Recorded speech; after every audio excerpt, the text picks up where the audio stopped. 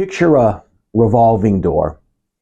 Even though many physicians and facility administrators don't realize it, a revolving door can be a very useful analogy for anti-kickback analysis, or I suppose just for kickbacks.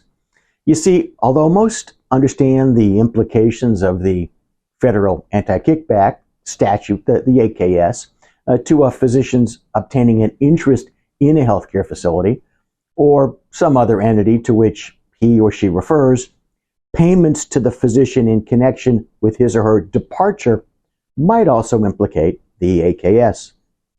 As a very quick refresher, the AKS prohibits the offer of, demand for, payment of, or acceptance of any remuneration, any sort of value for referrals of federally funded healthcare program patients, such as, just as example, Medicare, Medicaid patients.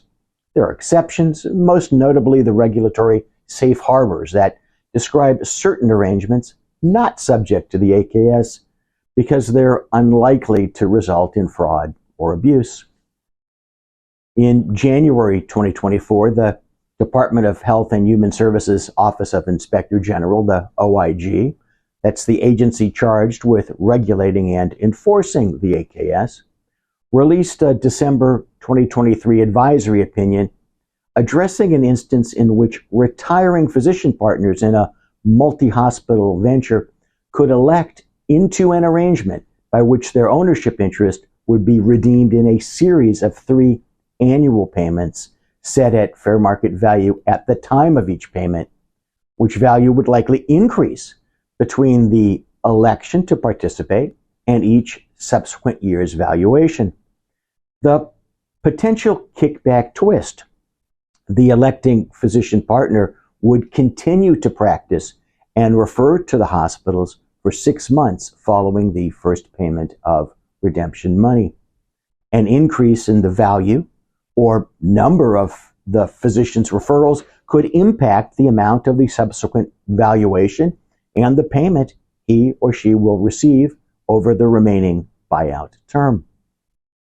Now, based on 2 factors, the OIG determined in the advisory opinion that although the proposed arrangement would generate prohibited remuneration under the statute, under the AKS, if the requisite intent were present, it would not impose sanctions.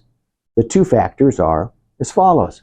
First, the offer is being extended to all physicians upon attaining a certain age, in this case 67. It's not conditioned on or a reward for the physician making referrals to or generating business for the hospitals or related entities and individuals.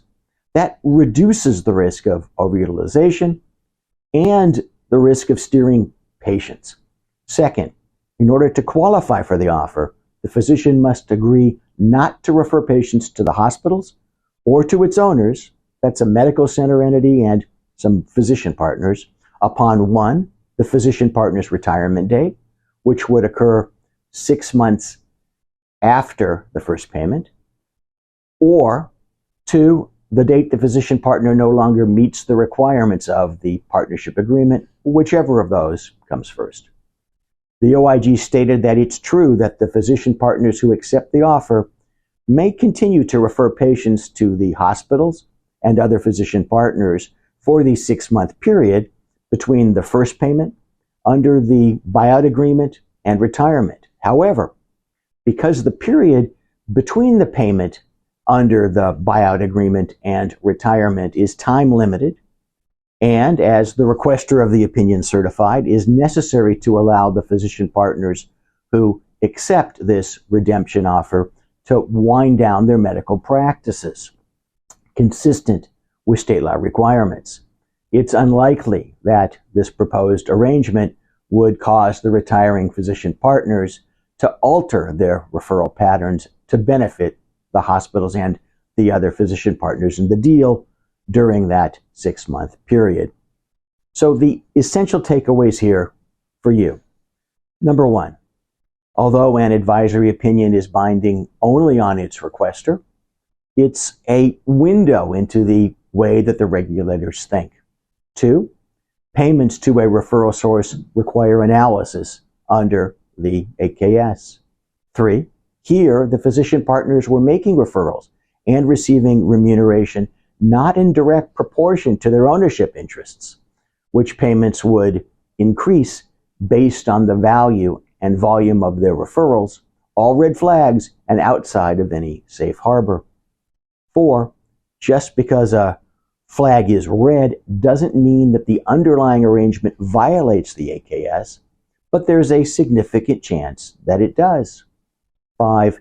Each situation must be analyzed carefully because the AKS is a criminal statute, the violation of which can lead to fines, the civil penalties of whistleblower lawsuits, exclusion as a provider, and imprisonment.